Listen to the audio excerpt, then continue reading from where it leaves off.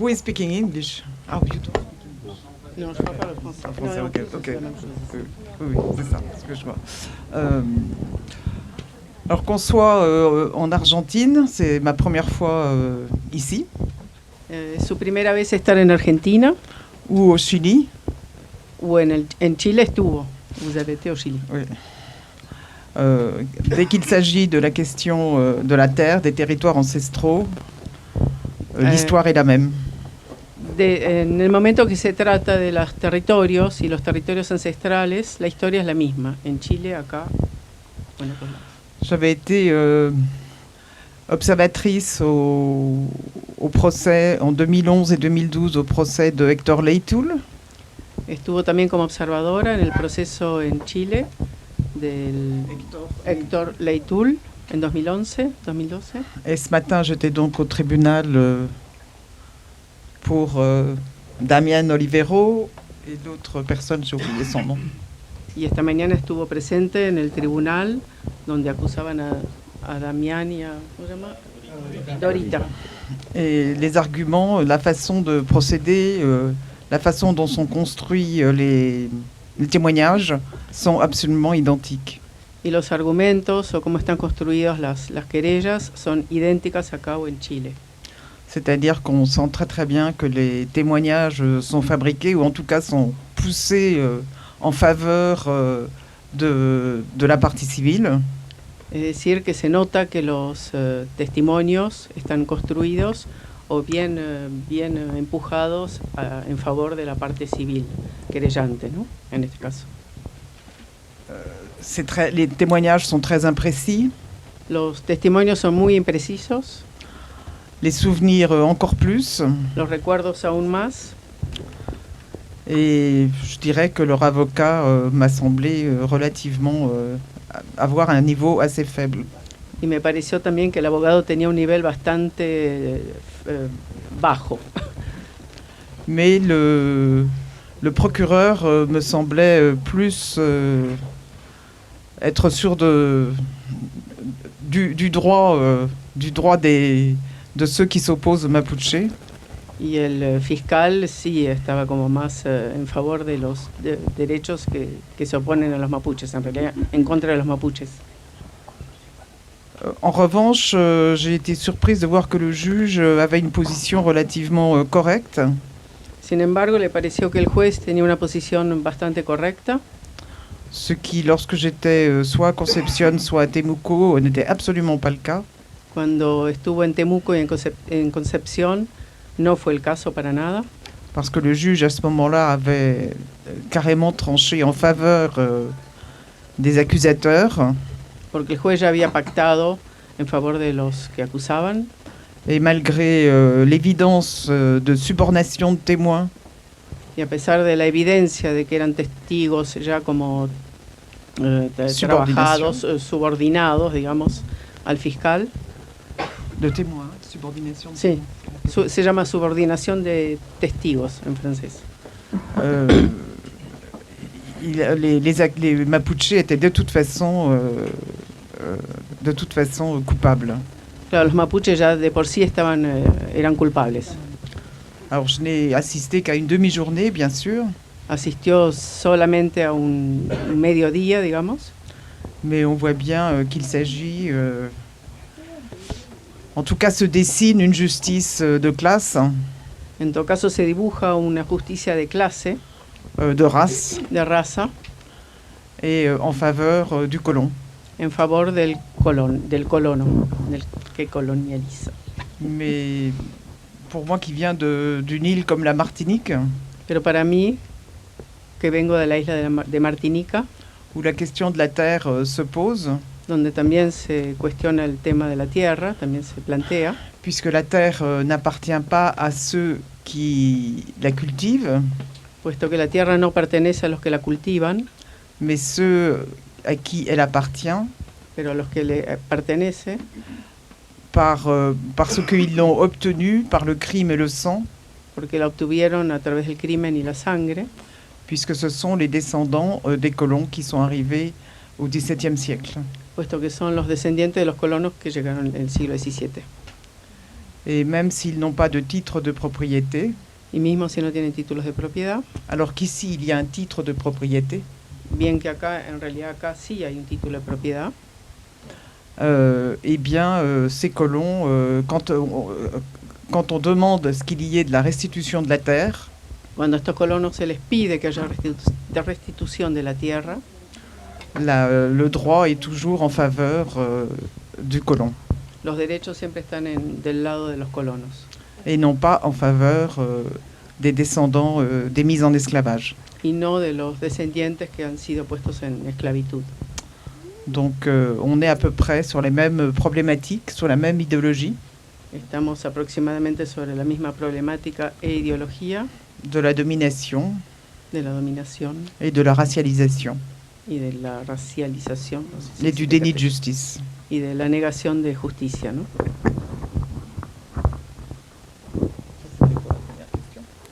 Oui, c'était votre présentation. ¿Preguntas? Bueno, ahí escuchamos a Miriel, una partecita nomás, porque ella tuvo, la idea, el objetivo nuestro era que ella participara, fuera parte de este juicio que comenzó hoy, juicio a Lonco Damián y a Dorita Calfupán. Entonces llegó 9:30, cerca de las 10, ¿no? Llegaron y enseguida ya le teníamos reservado los 2 lugares a Miriel y a Cecilia, ¿no? Para que le traduzca. Bueno, y ahí tuve oportunidad de conocer a los abogados, digamos, de Salamida, que son, y el fiscal del Lillo, que son personajes, digamos, nefastos, del Lillo sobre todo, y bueno, Petoroso, ni hablar. Y bueno, y también Luis Virgilio Sánchez, ¿no? Que le da clase, ¿no? Ahí al tribunal ese que estuvo ahí presente. El juez también habló sobre, en relación al convenio 169, si teníamos conocimiento, decía el juez que estuvo a cargo del juicio de hoy, si nosotros teníamos conocimiento en relación al convenio 169, cosa que le dijimos, o sea, el Lonco y Dorita le dijeron que sí, que esa era como una base, digamos, ratificado por el abogado, porque es en función a eso que estamos haciendo, digamos, las demandas, los reclamos, digamos, hacia el Estado, ¿no?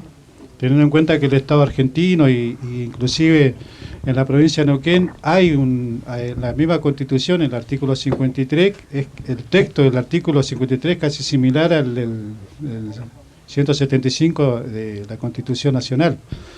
Entonces esa es como una base para nosotros, digamos, cuando dicen no, nosotros vamos en contra de la Constitución, ¿no? Siempre estamos en corriente o estamos en contra de la Constitución. Lo que dice la Constitución cuando es todo lo contrario. Si la misma Constitución está hablando de que somos persistentes, de que, y ya el hecho de que seamos persistentes ya tenemos un fundamento fuerte ahí para sostenernos, donde sea, ya sea en los tribunales o ya sea hablando políticamente. Y es lo que hemos logrado en la provincia de Neuquén, ¿no? En la provincia de Neuquén ya es ley, por ejemplo, la consulta libre, previa e informada, ya es ley. Entonces, no es que vamos en contra de la ley, sino que nosotros, justamente la Constitución para nosotros es una herramienta. Y el convenio 169, que es un convenio, digamos, a nivel internacional, que Miriel lo conoce, digamos, perfectamente, como otros tantos derechos, y es por eso que nosotros queríamos, la intención nuestra, el objetivo nuestro, de traer a Miriel, teniendo en cuenta no la trayectoria que ella tiene y teniendo en cuenta que es también hija de Frank Fanon, una celebridad, digamos, conocida en el mundo, y obviamente que cuando nosotros supimos de que Miriel había llegado a territorio mapuche, más precisamente a Gulumapu, obviamente que nos interesó contactarnos con ella y fue así que empezamos la gestión, ¿no? Nosotros como Pachila Entreao, y bueno, acá Anita Ambrogi, que también es una seguidora de Frank, también siempre nos hablaba de Frank, ¿no? De Frank Fanon. Entonces cuando ya supimos de que Miriel ya había visitado territorio mapuche en Gulumapu, porque ella fue a ver a los presos políticos, ¿no? En Gulumapu está muy fuerte la situación con el pueblo mapuche, teniendo en cuenta, ¿no?, de que los gobiernos vienen poniendo muy mano dura, digamos, a todo lo que sea el tema de derecho mapuche. Entonces, a partir de eso, de esa base fue que dijimos, tenemos que traer a Miriel acá por el Mapu, ¿no? Entonces, y con ese objetivo, porque nosotros, de alguna manera, los que viven acá en la localidad, saben de que estamos llevando adelante una pelea fuerte, ¿no? Contra el gobierno, contra los intereses, sobre todo los intereses fuertes, empresariales, los intereses inmobiliarios fuertes que hay acá en este territorio. Pero tampoco, o sea, nosotros también visualizamos también lo que está pasando en la Patagonia. O sea, lo que está pasando acá en Pachilantreado es lo que está sucediendo, digamos, en muchas comunidades, ¿no? De Puel Mapu, ya sea de Río Negro, de Chubut, de La Pampa, de Mendoza, ¿no? Entonces, fue por eso que también nosotros, cuando Miriel nos confirmó de que venía para Villa Langostura, dijimos, vamos a abrir un poco el juego, vamos a llevar a Miriel a todo el territorio. Y ese es el objetivo y eso es lo que logramos. Yo quería informar esto también de que, en relación a lo que planteaba recién Miriel, y lo del juicio que se está dando hoy y continúa mañana, también en otros territorios se está llevando adelante, ¿no?, proceso de persecución hacia los hermanos mapuche. Hay situaciones, digamos, de hermanas que han estado presos. Creo que ayer no liberaron a la hermana Vicky. Bueno, que tuvimos oportunidad de ver la información esa y que nos provocó mucha alegría porque la liberaron, porque la verdad que estaba ahí detenida sin ninguna razón, sin ningún fundamento. Y es lo que busca el Estado, ¿no? El Estado argentino, este gobierno de Milei, que busca justamente eliminar todo lo que sea el derecho de los pueblos originarios. Por eso también derogó la ley 2660, que nos dejó sin esa herramienta, que es la de relevamiento territorial. A Pachilantreado le quedaron debiendo la carpeta técnica, que eso era fundamental, digamos, para que nuestro abogado lo presente, digamos, en cada juicio que se nos viniera. Tenemos un Superior Tribunal de Justicia, que son los jueces de la provincia de Neuquén, que son realmente racistas, ¿no? Que todo lo que cae a sus manos, todas las causas mapuche que caen a sus manos, después tenemos como resultado, ¿no?, sentencia en contra, como el caso de Pachilantreado. En Pachilantreado tenemos casi, Luis, 4 sentencias, digamos, de desalojo, ¿no? Y decí también que el Tribunal Superior de Justicia pidió en este juicio una cosa insólita, que nunca pasó, que es verlo como público. El Tribunal Superior de Justicia, todas las sentencias que ha sacado son todas iguales, es una plantilla de rechazo. Lo hizo a partir de que Busamia hizo una conferencia de prensa adelantando su decisión. Yo lo recusé, me rechazaron la recusación. Pero hoy un tema insólito fue hoy a la mañana, cuando estábamos, el juez de garantía que está, nos avisa que el Tribunal Superior de Justicia pidió ver por Zoom como público el juicio. Una cosa insólita, pero yo lo leo como una presión, evidentemente, que quiere ejercer sobre el magistrado, que hasta ahora está mostrando ser correcto. De hecho, ha hecho lugar a casi todas las objeciones que planteé en el juicio. Pero bueno, nada, quería contarte eso para que lo contara, porque es una cosa que es insólita, no sé cómo va a seguir eso. Bueno, por eso la presencia de Miriel acá, ¿no? Porque nosotros queremos sacar todo el mejor provecho, ¿no?, de tu presencia, pero en el buen sentido de la palabra, porque ella quizá no ha dicho todavía quién es ella, ¿no? Que es importante que ella lo diga de su voz, que salga, digamos, cuál es su trayectoria, quién fue su padre, pero así bien una síntesis, una síntesis. Y digo, para después nosotros explicar de que esta cuestión no termina acá en Villa Langostura, sino que después va a continuar. Después lo vamos a compartir la agenda, digo, para que tengan una idea de que nosotros pensamos no solamente acá en este territorio, sino que venimos pensando en todas las otras situaciones, ¿no?, que se están presentando en este momento, y que es muy preocupante, ¿no?, para el pueblo mapuche, porque estamos viendo de que hay un gobierno primero, un gobierno nacional que ya sabemos cuál es su postura, cuál es su pensamiento, y que obviamente no nos favorece en absoluto para los pueblos originarios de Argentina, porque ya está demostrando quién es este gobierno a través de este demente, ¿no? A través de este tipo nefasto como es Milei. Ahora, en la provincia, a la provincia no la podemos obviar. La provincia también tiene un rol protagónico acá y donde está mirando todo por la ventana. Este juicio que está llevando hoy lo está viendo todo por la ventana y no tiene que ser así. Entonces, en relación a eso queremos también decir algo, ¿no? Aprovechando que está Miriel. Así que bueno, si querés desarrollar un poco más, Miriel.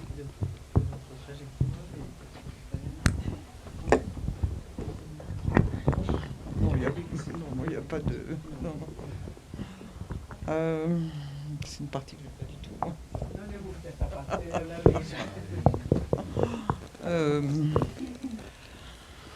Alors, je vais peut-être plutôt parler de Frantz Fanon, puisque cette année c'est le centenaire. Porque este año es el centenario de su nacimiento.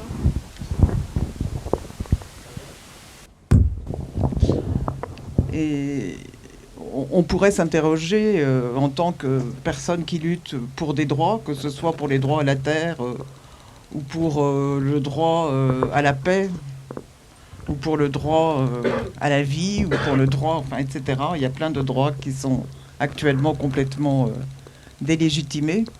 Podremos interrogarnos por alguien, ¿no?, que siempre ha luchado por los derechos, no solo de la tierra, sino de la paz, de la vida, que hoy día están totalmente deslegitimizados. Pourquoi après plus de... C'était quoi, 60... Non, 60... 61 Non. 60, 2000... Plus de 60 ans après les indépendances. ¿Por qué después de 60 años, de más de 60 años de independencias de tantos países? Et pourquoi plus de 70 ans après la conférence de Bandung en 1955? ¿Y por qué después de 70 años de la conferencia de Bandung? Bandung, 1955. En 1955. Pourquoi est-ce que notre monde et aujourd'hui peut regarder tous les soirs un génocide se commettre sous ses yeux? ¿Por qué nuestro mundo puede ver un genocidio que se comete lo vemos bajo nuestros ojos todas las noches? Sans que la communauté internationale, sin que la comunidad internacional qui nous représente, que nos representaría, nos representa, tout compte fait, ne dise rien. No diga nada. Donc, pourquoi est-ce que des entreprises transnationales, ¿Por qué las empresas, las multinacionales? Pourquoi des propriétaires privés Porque propietarios privados viennent sur un territoire ancestral vienen sobre un territorio ancestral et disent partez, on veut ce territoire, on en a besoin, digan que váyanse, que nosotros necesitamos de este territorio, soit pour des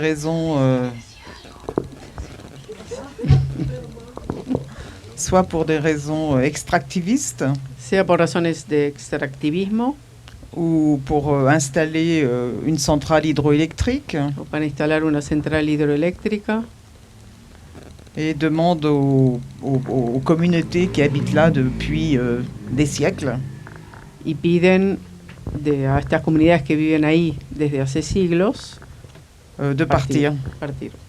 De irse. Pourquoi, par exemple, au Chili, il y a un organisme, je me souviens plus du nom là, mais il y a un organisme qui redonne de la terre aux Mapuche. ¿Por qué en Chile hay un organismo que le vuelve a dar la tierra a los mapuches? No sé cuál es el nombre. Et ce même organisme, quelques années après, demande aux Mapuche qu'il a installé sur 20 hectares ou 30 hectares.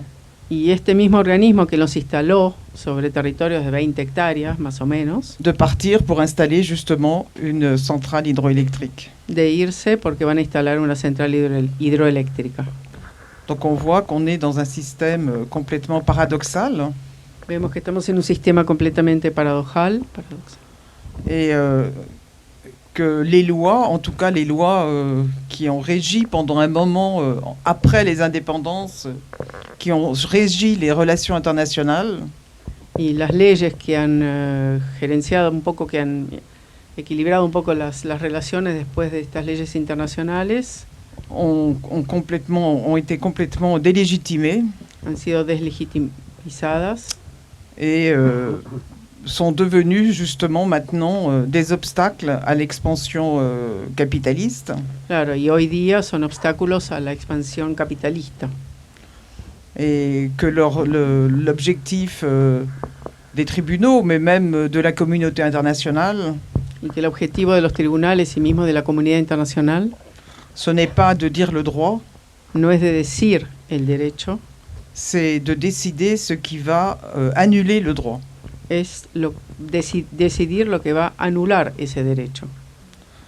Donc on en est là, et en fait quand Fanon s'engage en Algérie pour travailler à côté du Front de Libération Nationale, Estamos en esta situación, y cuando Frantz Fanon se comprometió con el FLN en Argelia en 1954, en 1954, eh bien c'était exactement la même problématique. era la misma problemática. La même problématique coloniale, La misma problemática colonial, avec la violence coloniale qui est afférente.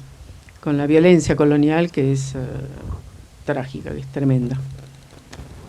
Donc ce centenaire de Fanon, on pourrait penser que Fanon, comme beaucoup de personnes, sert juste aux chercheurs, aux étudiants qui veulent faire un travail particulier sur un point précis de ce que c'est que, par exemple, la colonialité du pouvoir.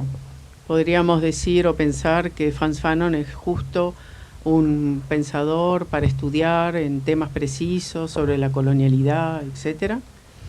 On pourrait rester dans un univers uniquement universitaire, de recherche. Podríamos quedarnos simplemente en un universo de investigación, en universidades, por ejemplo.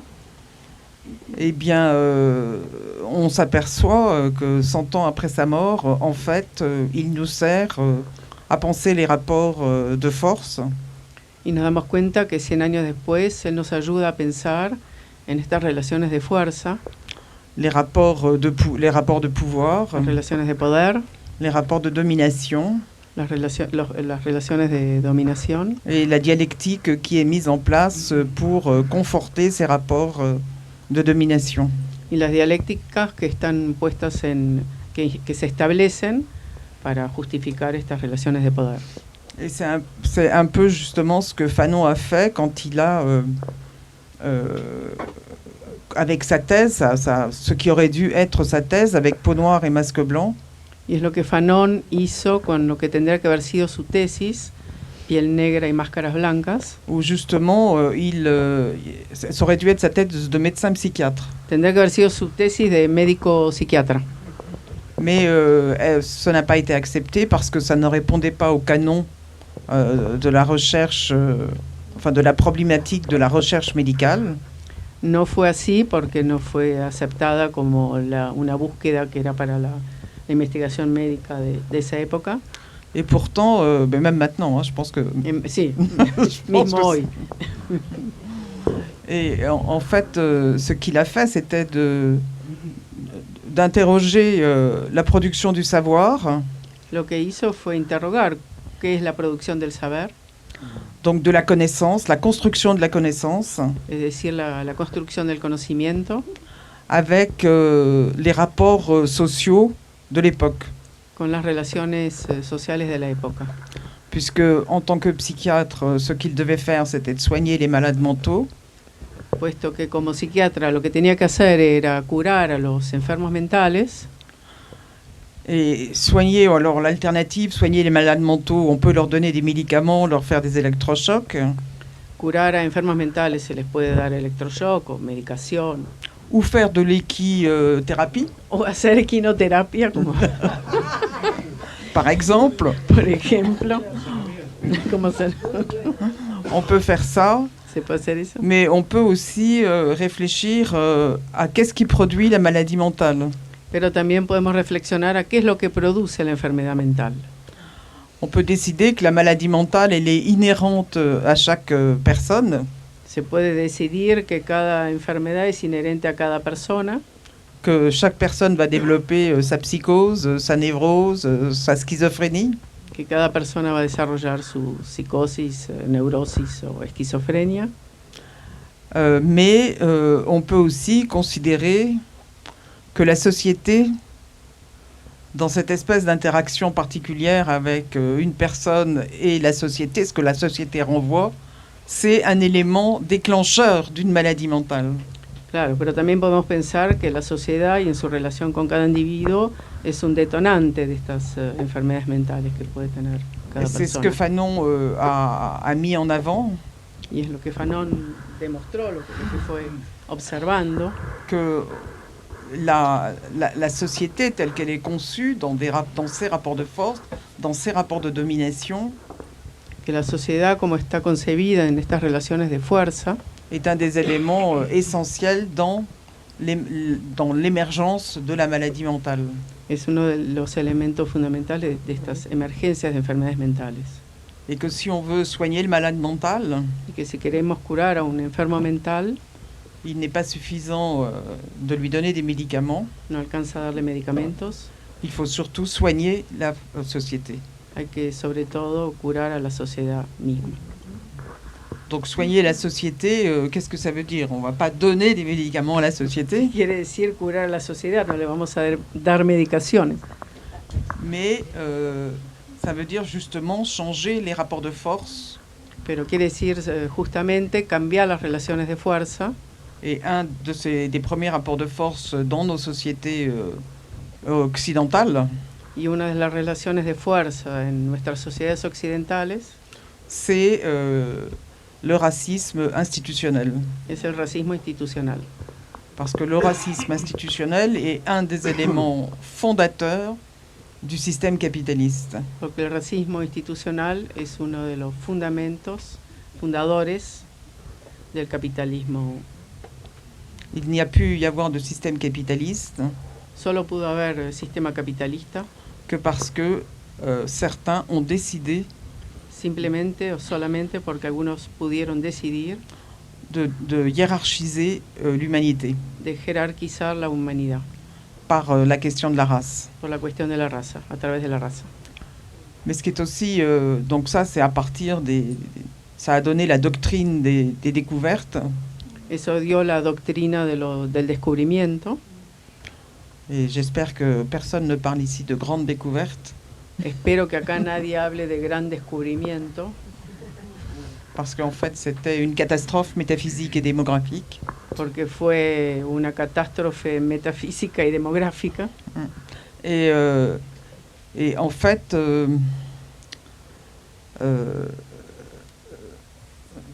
cette doctrine des découvertes, elle a quand même été précédée de deux choses très importantes et qu'on oublie beaucoup.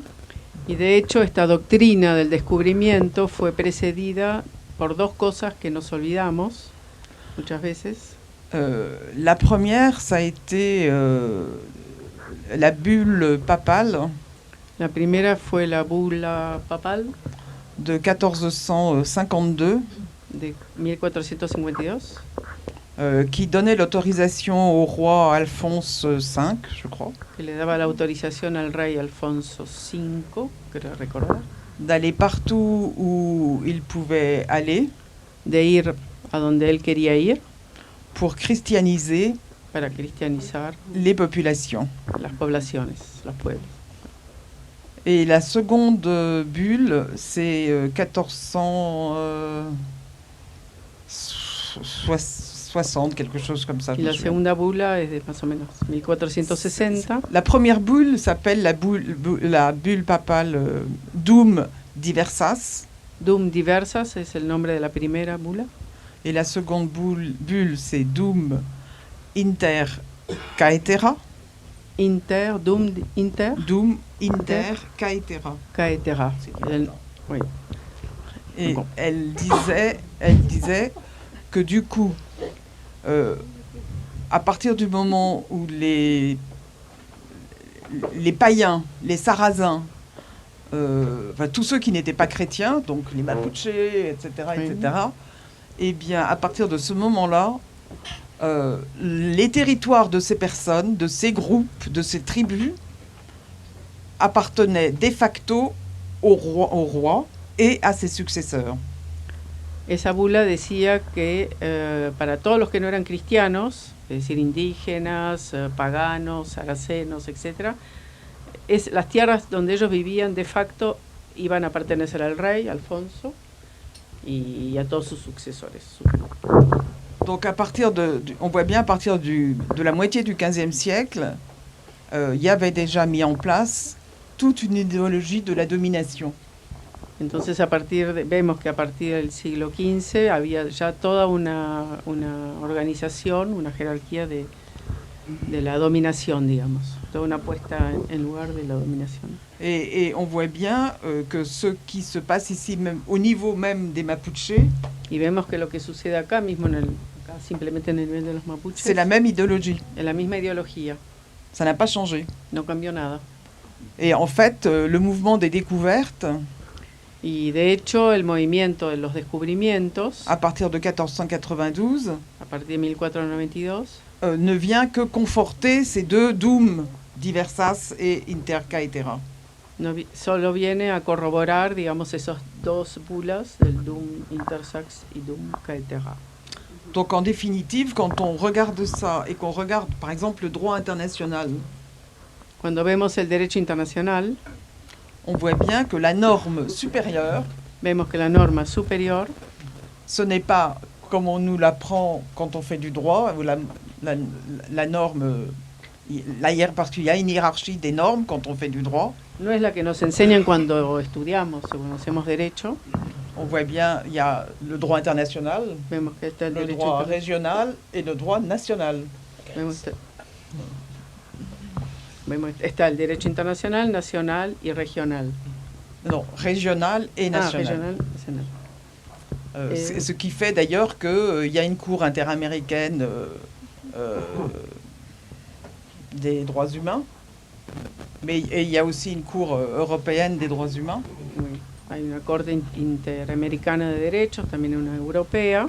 Mais au-dessus, il y a la Commission des droits de l'homme, il y a la CPI, il y a la Cour internationale de justice, etc. Claro, en todas las otras cortes que están por encima, ¿no? La Corte Internacional de la Haya, la Corte Internacional de Justicia, la Corte Internacional de Derechos Humanos. Donc on voit bien que là, ça n'existe pas, ça tente d'exister, mais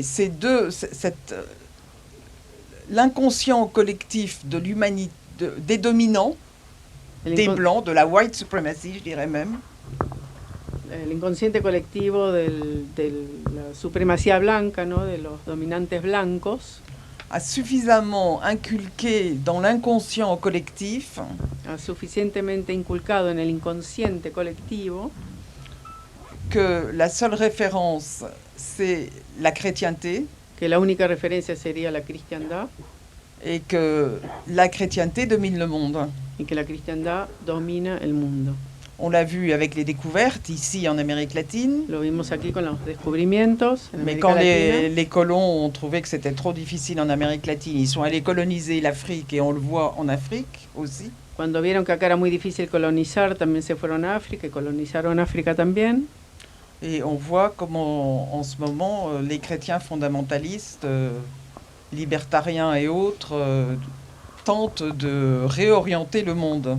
Y vemos como hoy también los cristianos fundamentalistas y libertarios tratan de reorientar el mundo.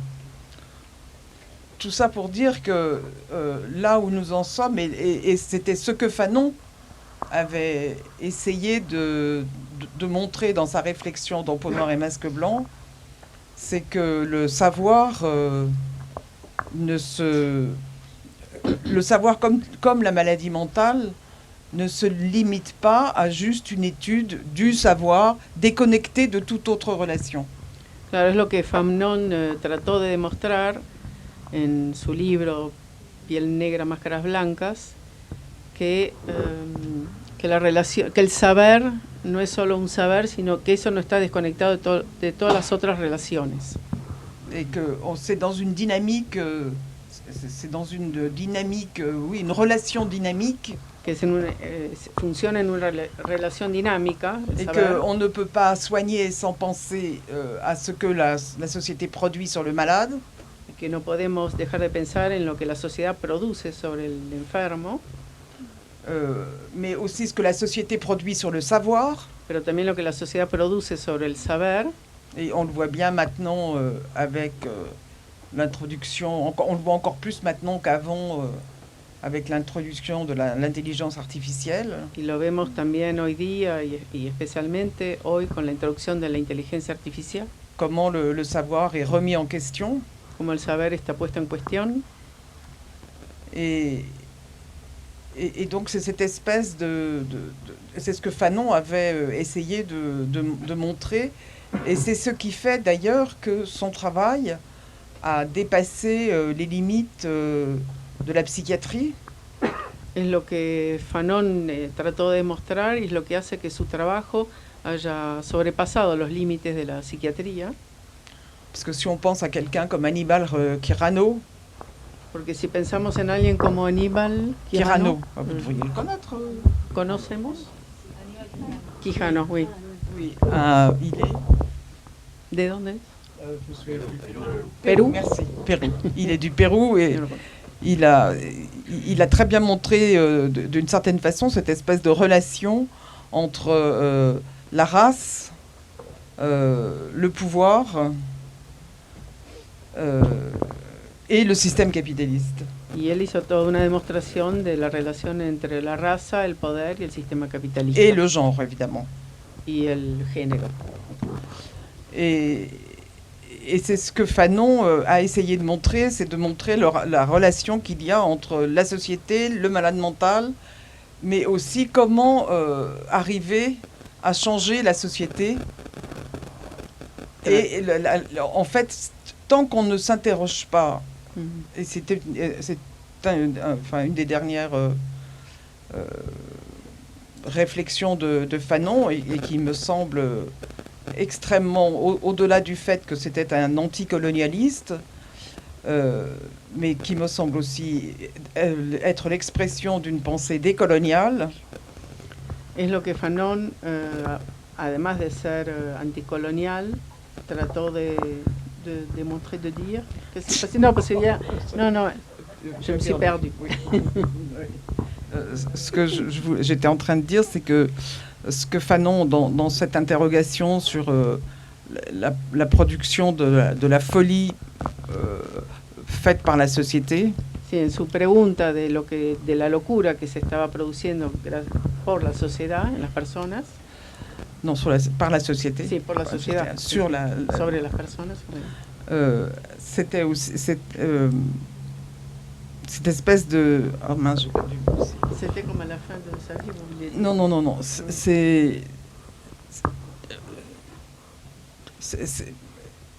Et ensuite, la réflexion que Fanon a faite sur la maladie mentale, La reflexión que hizo sobre la enfermedad mental, il l'a faite aussi sur le colonialisme. la hizo también sobre el colonialismo.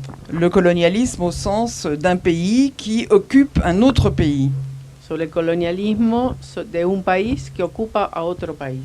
Et en l'occurrence, c'était la France. Y en este caso era Francia, ¿no? Sobre Argentina. Mais on pourrait aussi dire ici, l'Amérique du Sud est occupée par des Européens Pero también podríamos decir que América del Sur está ocupada por europeos, qui fait qu'aujourd'hui, des Mapuches sont conduits devant la justice que hace que hoy día los mapuches estén frente a la justicia, puestos frente a la justicia, parce qu'ils demandent que le droit à la terre, leur droit à la terre, soit reconnu et respecté.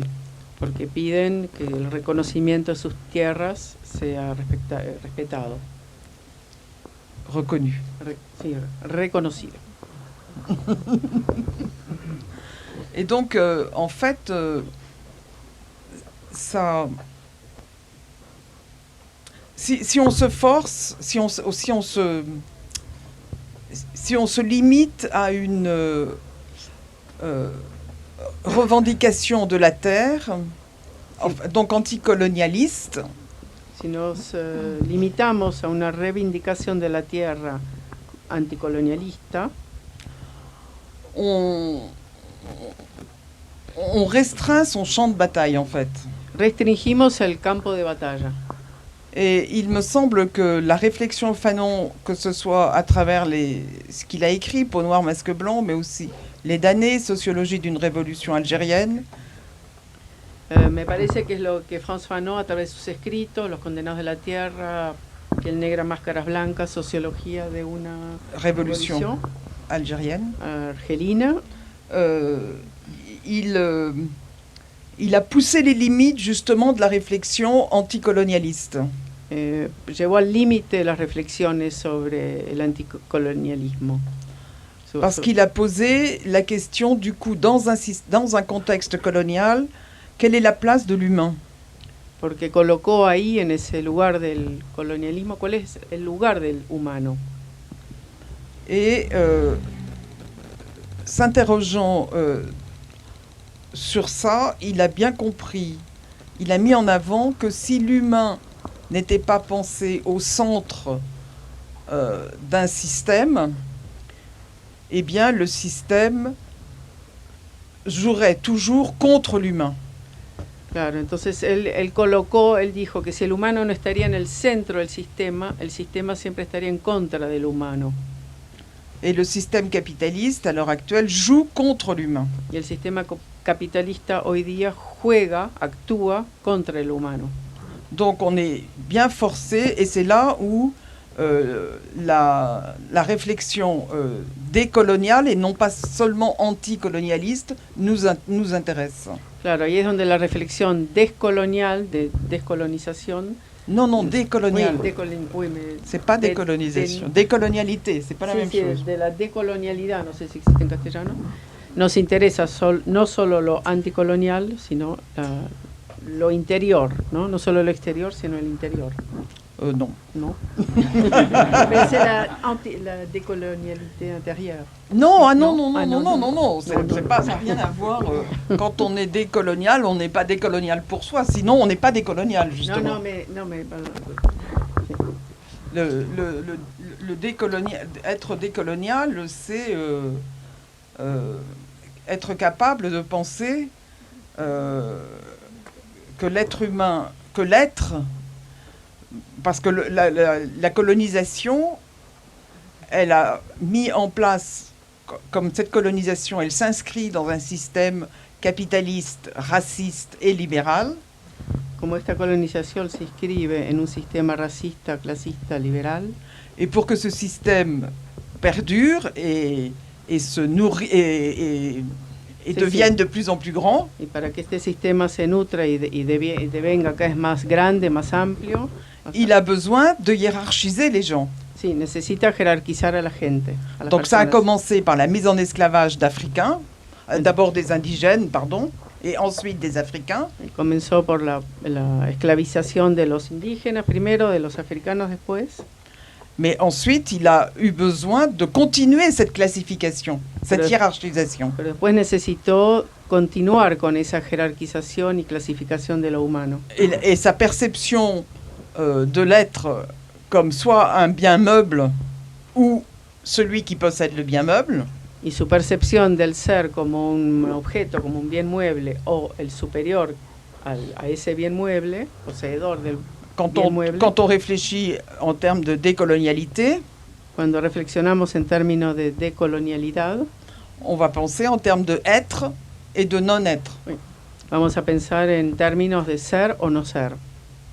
Et on en est toujours là, c'est-à-dire que les Mapuches sont des non-êtres, les pauvres, les exclus, les marginaux, les transgenres, etc., les non particulièrement, et les plus affectés sont les Noirs, toujours, et les Arabes. Y en esta situación están los negros, los indígenas, los árabes, los transgéneros. Sont des non-êtres. Son no seres. Et ce qui explique particulièrement bien, ce qui permet de comprendre que ce qui est en train de se passer en Palestine se passe comme ça.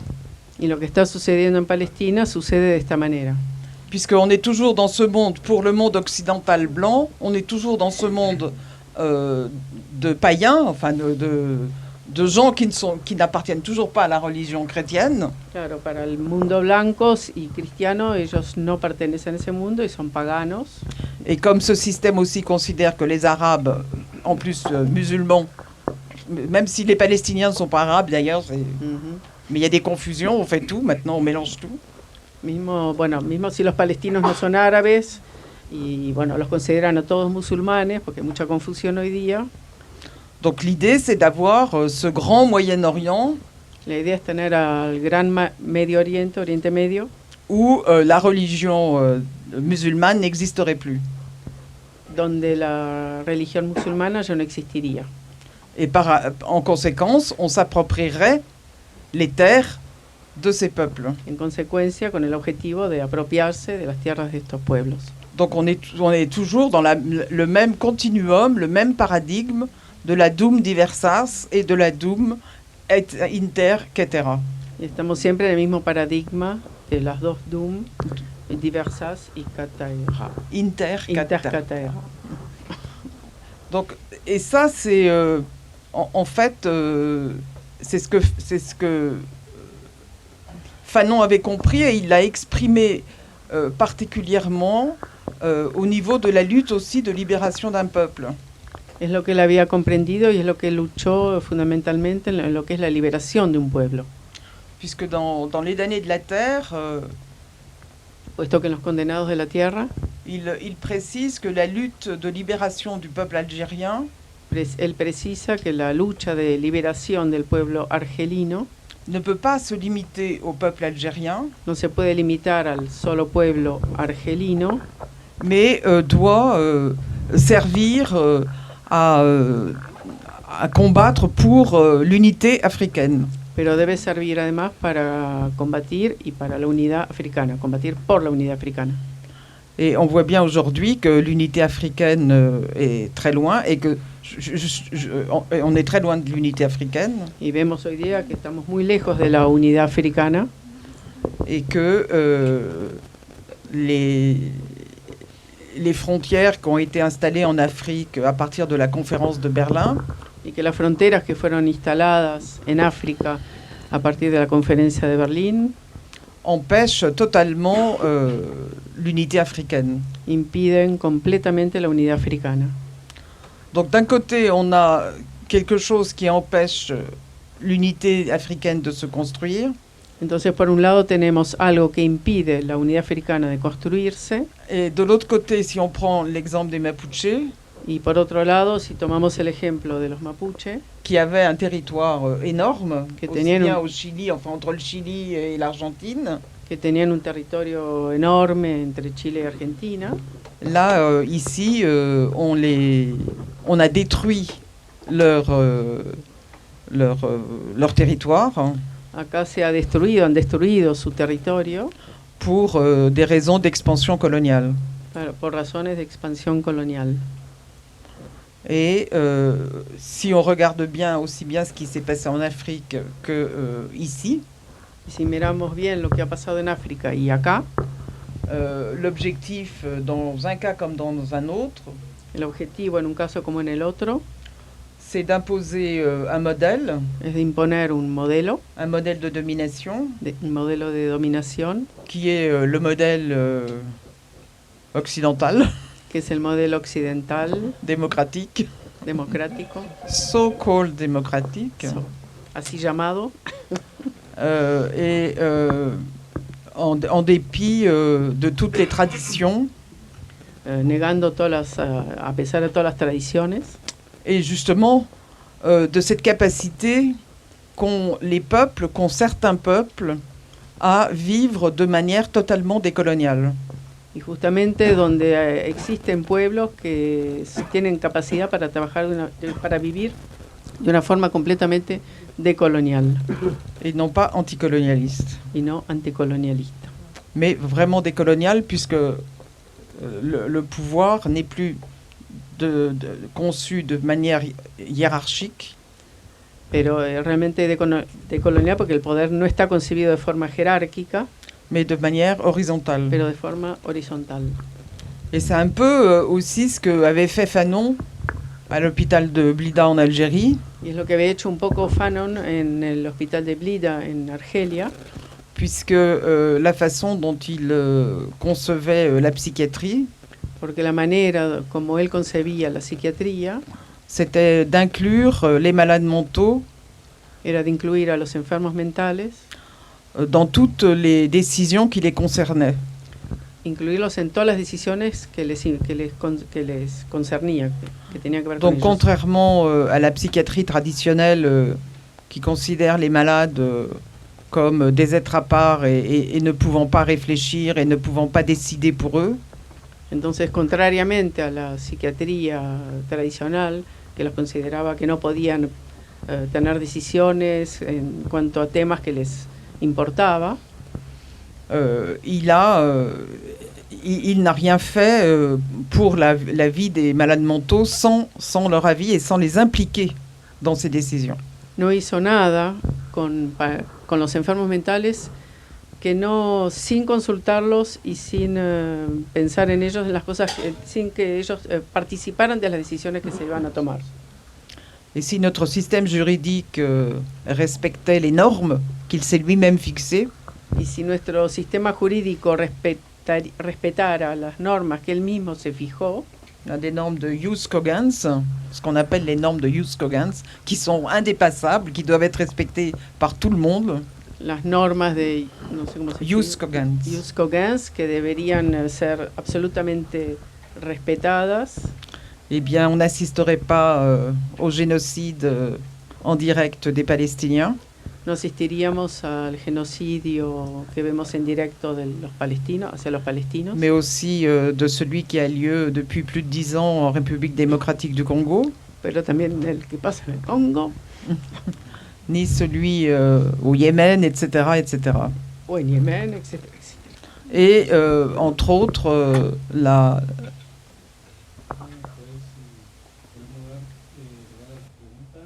Bueno, et oui, si on peut laisser ce moment pour les questions. Está feliz.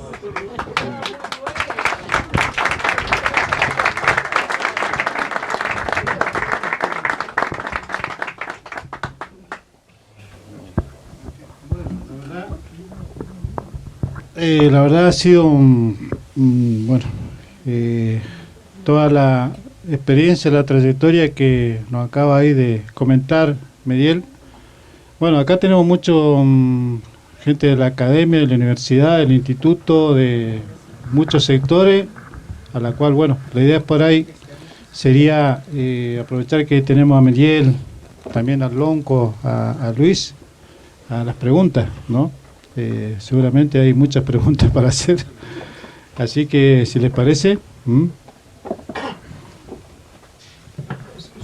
voudrais dire quand même, tiens, pour terminer, c'est la question de la solidarité.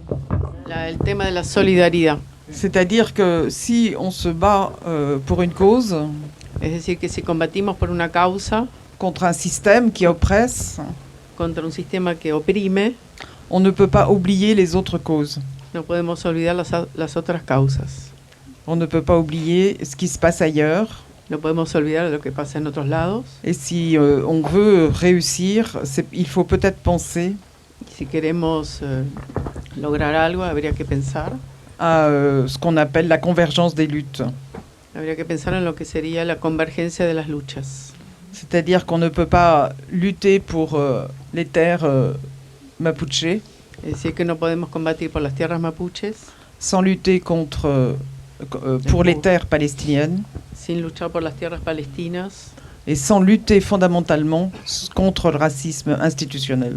y sin luchar especialmente contra el racismo institucional. Parce que c'est le racisme institutionnel qui est l'élément clé du système capitaliste. Porque es el racismo institucional que es el elemento clave del sistema capitalista.